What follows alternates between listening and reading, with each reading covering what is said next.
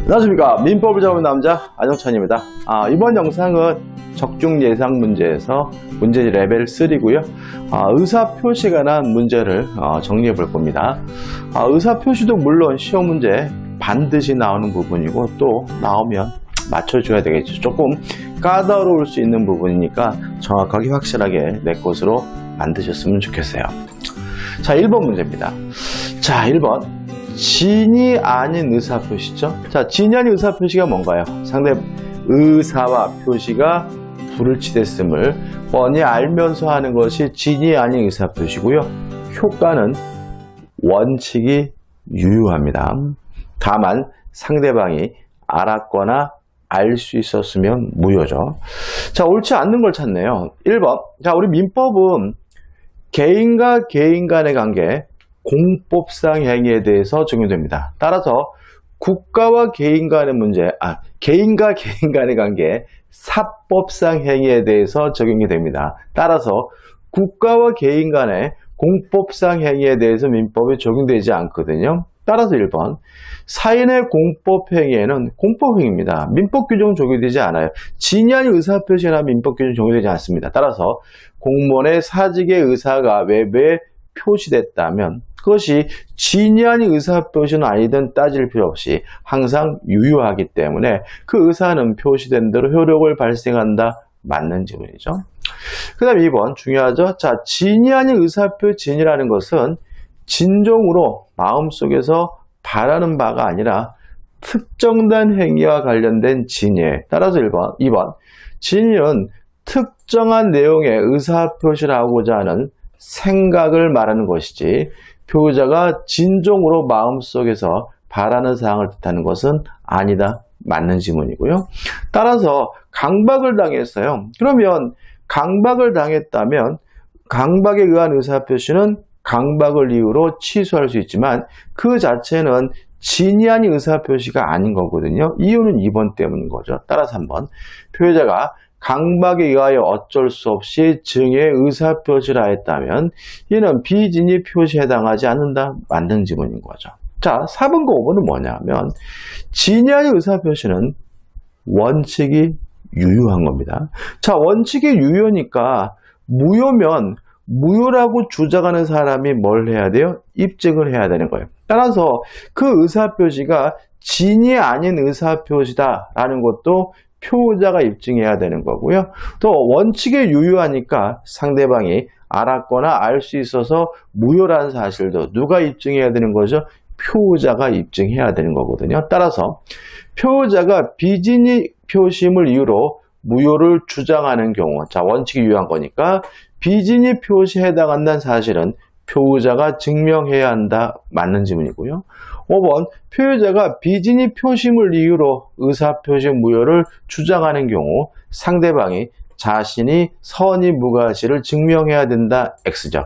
자, 원칙이 유효한 것이니까 무효임은 무효를 주장하는 자가 입증해야 되니까 표자 측에서 상대방이 알았거나 알 수 있었다는 사실을 입증해야 되므로 5번이 X고 5번이 답이죠. 가장 기본적인 문제들이지만 이 5개 지문들이 다 중요한 지문이니까 꼭 확실하게 내 것으로 만드셔야 됩니다. 자, 2번입니다. 진이 아닌 의사표시에 관한 설명으로 틀린 거 기출문제네요. 자, 떠나와 있죠. 자, 진이란 뭐냐?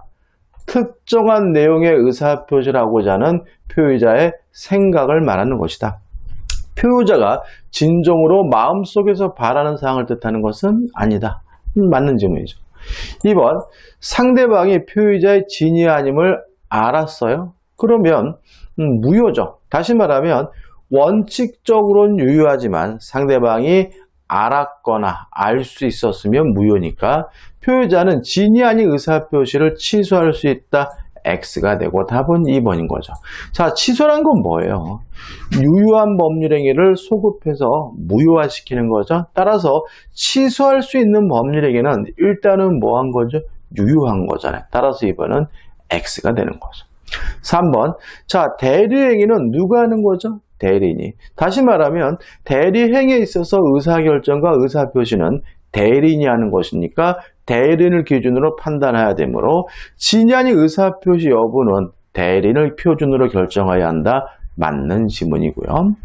4번 진야의 의사표시가 만약에 상대방이 알았거나 또는 알 수 있었다는 이유로 무효가 되더라도 선의의 제3자에겐 대항할 수가 없기 때문에 4번 진야의 의사표효력이 없는 경우, 무효인 경우죠.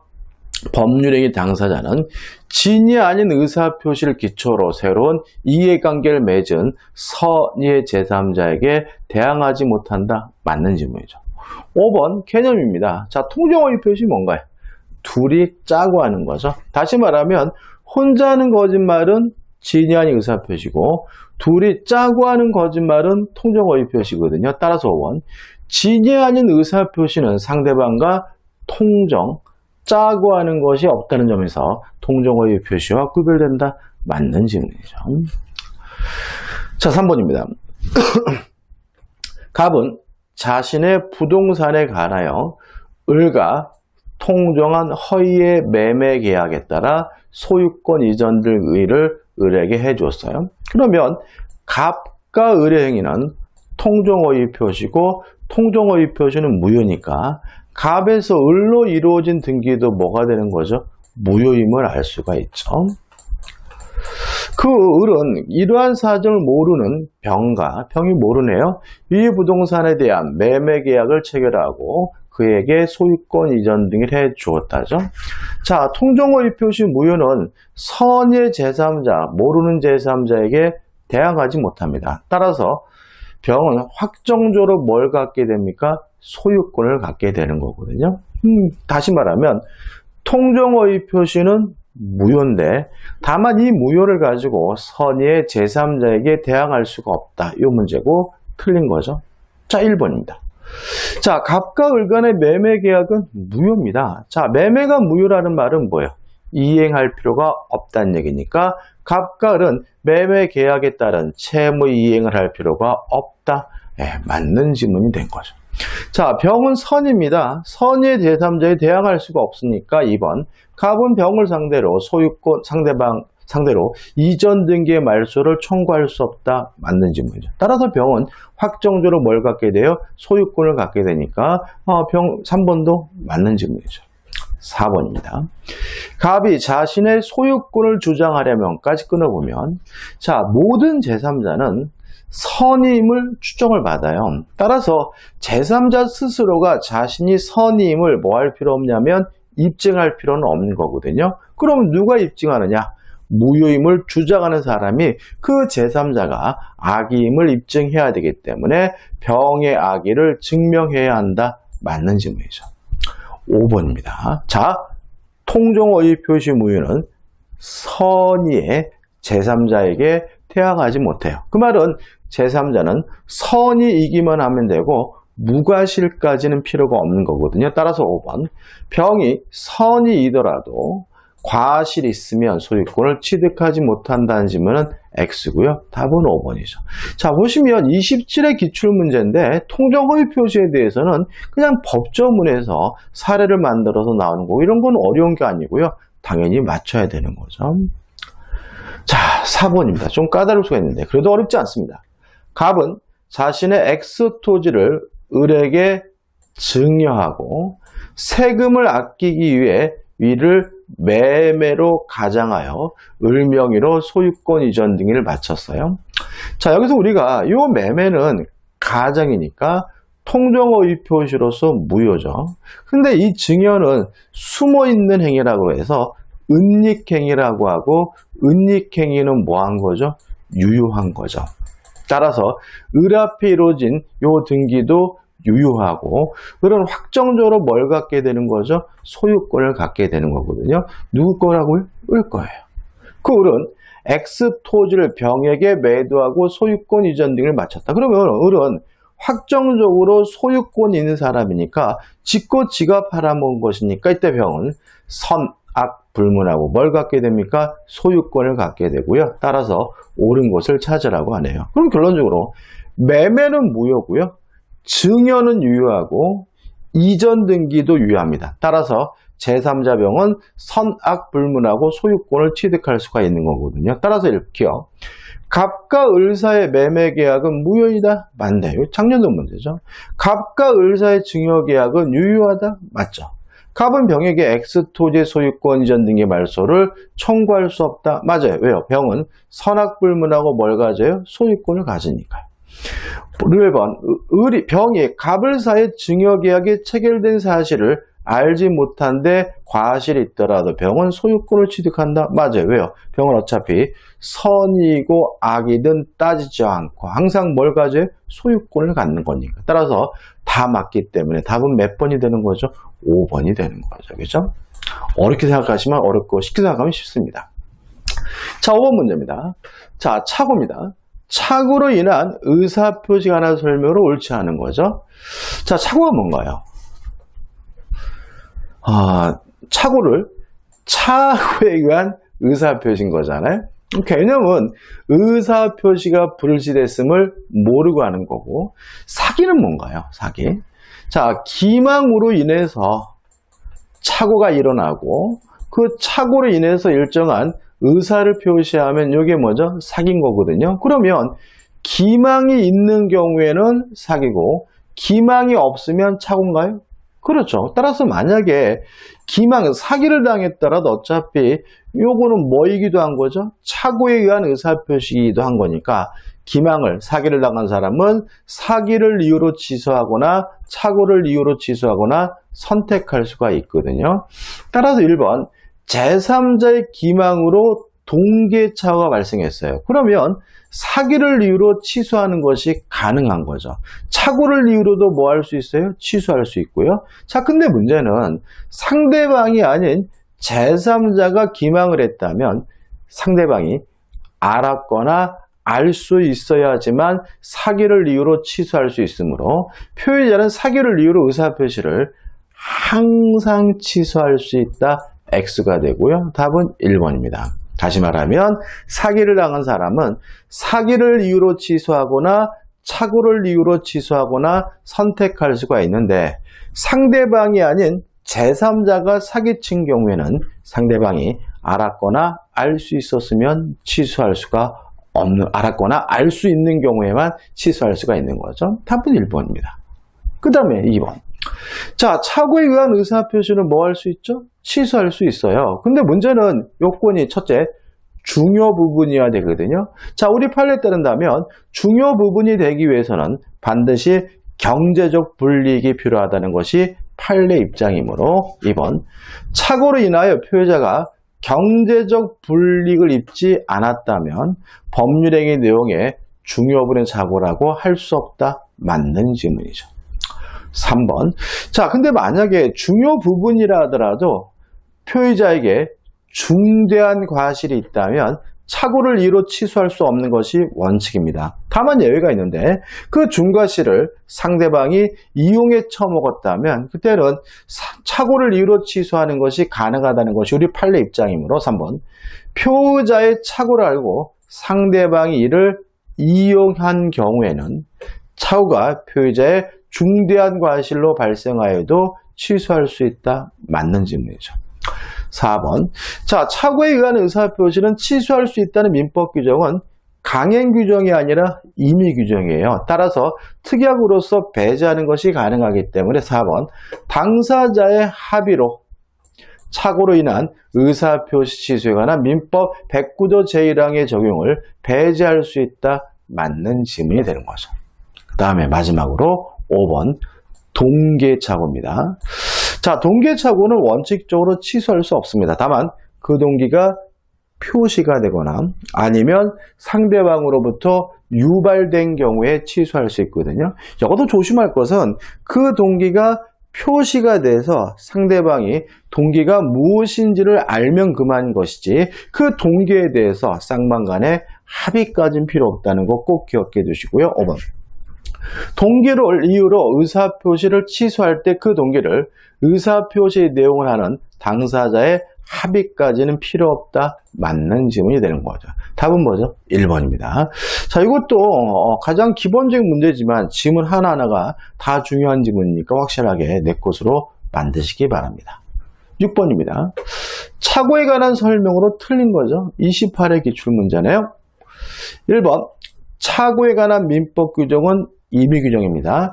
당사자가 착오를 이유로 의사표시를 취소하지 않기로 약정한 경우 피해자는 의사표시를 취소할 수 없다. 맞는 질문이죠.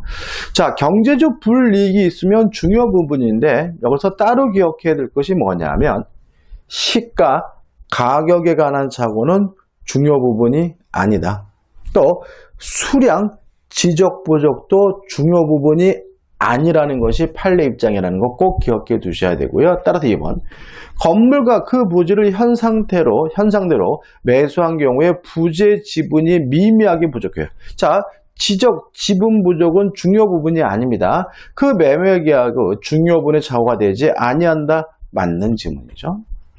3번 이렇게 적으려다가 이렇게 적은 것은 우리가 표시상의 착오라고 하거든요. 부동산 거래 계약서에 서명 날인한 착각에 빠진 상태로 연대 보증 서면에 서명 날인한 경우에는 표시상의 착오이다. 맞는 질문입니다. 4번 자, 중대한 과실이 있으면 원칙적으로 취소할 수 없지만 상대방이 이용에 처먹은 경우에는 중대한 과실이 있더라도 착오를 이유로 취소하는 것이 가능하기 때문에 4번 상대방이 피해자의 착오를 알고 이용한 경우에도 의사표시에 중대한 과실이 있는 피해자는 착오에 의한 의사표시를 취소할 수 없다. X가 되고요. 답은 4번이 되는 거죠. 5번 동계착오는 표시가 되든지 동기가 아니면 유발된 경우에 착오를 이유로 취소할 수 있으므로 상대방에 의해 유발된 동계착오는 동기가 표시되지 않았더라도 중요 부분의 착오가 될 수 있다. 맞는 질문이고요. 답은 4번이 됩니다. 자, 7번은 이제 사기에 의한 의사표시죠. 자, 틀린 것을 찾습니다. 자, 사기에 의한 의사표시가 되려면 기망행위가 존재해야 됩니다. 근데 그 기망, 속이는 행위는 적극적인 필요는 없군요. 고지 의무, 알려줄 의무가 존재하는 경우에는 침묵만으로도 기망이 된다는 것이 우리 판례 입장입니다. 자, 아파트 단지 인근에 1번이죠. 공동묘지가 조성되어 있어요. 그럼 당연히 고지 의무가 있는 것이므로 고지하지 않은 경우엔 기망, 사기에 해당한다. 1번은 맞는 지문이 되겠죠. 2번. 자, 사기나 강박은 위법한 거죠. 나쁜 짓인 거죠. 따라서 사기를 당한 사람, 강박을 당한 사람은 불법 행위를 원인으로 손해배상을 청구할 수 있는 겁니다. 물론 취소를 하지 않고 손해배상만 청구할 수도 있고 또 취소를 못하더라도 불법 행위를 원인으로 손해배상을 청구하는 것이 가능하기 때문에 2번 아파트 분양자에게 기망행위가 인정된다면 다른 말로 하면 사기가 인정된단 말이죠. 분양계약자는 기망을 이유로 분양계약을 취소하거나 취소를 원하지 않을 경우 손해배상만을 청구할 수도 있다. 맞는 지문이 되는 거죠. 3번. 자, 이런 기망이 사기가 되려면 위법해야 돼요. 위법. 비난 가능성이 있어야 된다는 거죠. 그래서 어떤지 문제가 되는 것은 뭐냐면 상가를 분양하는 사람은 장사가 잘 된다라고 말하는 것이 인지상정인 거예요. 따라서 그것이 기망이라 하더라도 비난할 수 없다, 위법하지 않다는 것이 우리의 판례의 확고한 태도죠. 음식을 판매하는 사람은 음식이 맛있다고 말하는 것이 뭐예요? 인지상정인 거죠. 따라서 그것이 서로 기망이라 하더라도 비난할 수 없다, 위법하지 않다는 것이 우리 판례의 입장입니다. 자, 3번 우리 판례인데 분양회사가 상가를 분양하면서 단순히 장사가 잘 된다 이 정도가 아니라 첨단 오락타운 조성해서 수익이 많을 거다라고 좀 심하게 뻥쳤어요. 이것도 기망이 아니고 사기가 아니라는 것이 우리 판례 입장이거든요. 따라서 3번 분양회사가 상가를 분양하면서 장사가 잘 될까라고 말하는 것이 당연히 인지산정이므로 그것에 첨단 오락타운을 조성하여 수익을 보장한다는 다소 과장된 선정 광고를 하는 것은 기망행위에 해당한다, 사기에 해당한다, X고요. 답은 몇 번이 되는 거죠? 3번이 되는 거죠. 여기서 항상 이런 거지 같은 판례, 말도 안 돼, 이런 식으로 반발하시면 안 돼요. 어차피 여러분들은 그거는 나중에 합격을 하고 나서 같이 판단할 문제고요. 객관식 문제를 풀 때는 마음에 안 드셔도 받아들이셔야 되는 겁니다. 4번. 제3자의 사기죠. 자, 상대방이 아닌 제3자가 사기 강박을 했을 때는 상대방이 알았거나 알 수 있어야지만 취소할 수 있으므로 제3자의 사기에 의해 의사표시란 피의자는 상대방이 그 사실을 알았거나 알 수 있었을 경우에 그 의사표시를 취소할 수 있다. 맞는 지문이죠. 5번. 대리는 제3자가 아닙니다. 이렇게 기억하시면 돼요. 사기를 쳤는지 안 쳤는지도 대리인만 가지고 따진다. 따라서 대리인이 사기를 쳤다면 본인이 알든 모르든 상관없이 상대방은 취소할 수 있다. 이렇게 꼭 기억해 두시기 바라고, 따라서 대리인의 기망행위로 인해 계약이 체결된 경우 계약의 상대방은 본인의 선의이더라도 계약을 취소할 수 있다. 맞는 지문이 되는 거죠. 답은 3번입니다. 8번입니다. 사기나 강박에 의한 의사표시에 관한 설명으로 옳지 않은 거죠. 1번. 자, 민법은 개인과 개인 간의 관계를 규율하는 사법이므로 사법적 영역에서만 적용됩니다. 소송행위는 국가와 개인, 법원과 개인이기 때문에 공법상 행위고요. 따라서 민법 규정에 적용되지 않거든요. 1번. 민법상 법률에 관한 규정은 특별한 사정이 없는 한 소송행위에는 적용이 없으므로 소송행위가 강박에 의해 이루어지더라도 이를 이유로 취소할 수 없다. 맞는 지문이 되는 거죠. 그 다음에 타인 소유물에 대한 매매는 유효합니다. 자, 우리 항상 조심할 것이지 타인 소유물의 매매 계약이 유효하다는 말을 남의 물건을 팔아먹어도 좋다는 의미는 아닌 거예요. 타인 소유물의 매매 계약이 유효하다는 말은 책임을 져야 된다는 얘기거든요. 따라서 사서라도 넘겨줘야 되고요. 만약에 사서 못 넘겨준다면 담보 책임이라도 져야 된다는 의미에서 타인 소유물의 매매는 유효한 거고요. 또 기망, 사기가 될 수 있다는 거 주의하시기 바랍니다. 일단은 뭐 한 겁니까? 유효한 거지만. 2번, 매도인의 기망에 의하여, 자, 기망, 속임수가 있네요. 타인 소유 물건을 매도인의 것을 알고 매수한 자는 만일 그것이 타인인지 물건인 줄 알았다면 매수하지 아니했을 사정이 있는 경우 매도인의 사기를 이유로 매매 계약을 취소할 수 있다. 맞는 지문이 되는 거죠. 자, 3번도 판례인데, 자, 중요한 판례인데 시험지 몇 번 나왔습니다. 자, 신원보증서류에 서명 날인한다. 다시 말하면 조카가 취직한다 그래서 신원보증을 한다고 보증을 섰거든요. 근데 나중에 보니까 이놈이 대출을 받았어요. 연대보증을 쓰게 된 거죠. 자, 이거는 신원보증하려다가 연대보증이니까 착오에 의한 의사표시로서는 취소가 가능합니다. 근데 문제는 사기는 성립될 수 없다는 것이 판례의 입장입니다. 따라서 상대방의 사기소가 신원보증서류에 서명 날인한다는 착각에 빠진 상태로 연대보증서면에 서명한 경우에 이러한 표시상의 착오에서는 착오 이외에 사기를 이유로도 연대보증계약을 취소할 수 있다. X. 자, 우리 판례에 따른다면 착오를 이유로 취소하는 것은 가능하지만 사기는 성립되지 않는다는 것이 판례의 입장입니다.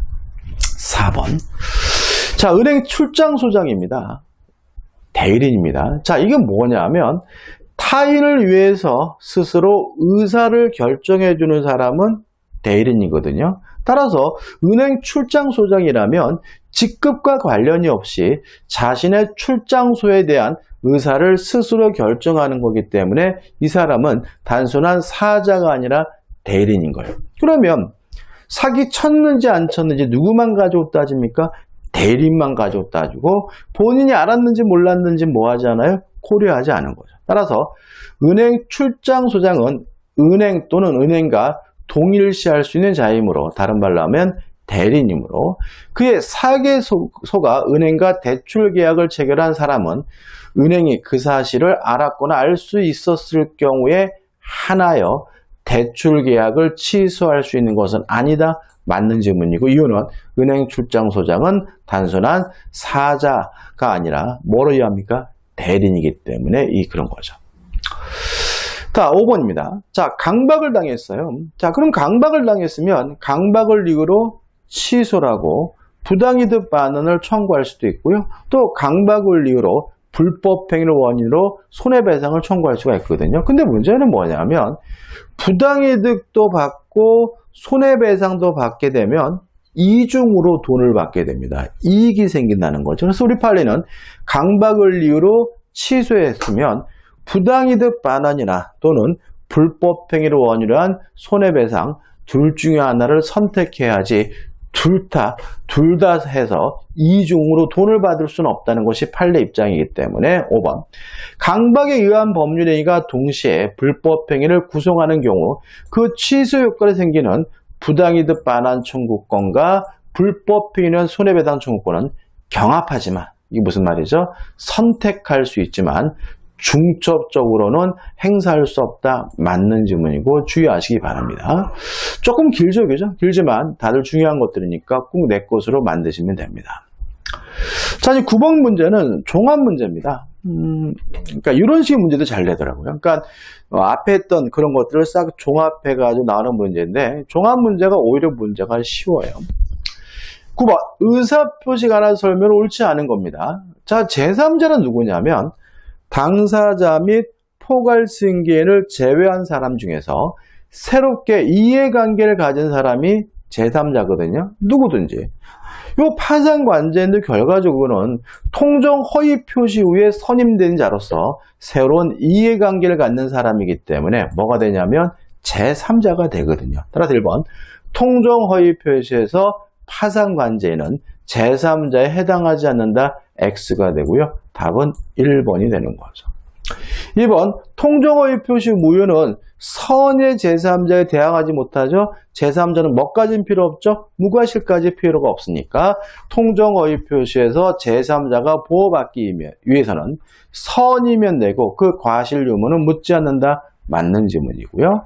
3번 동계착오는 표시가 되거나 유발된 경우에 착오를 이유로 취소할 수 있으니까 3번도 맞는 지문이고요.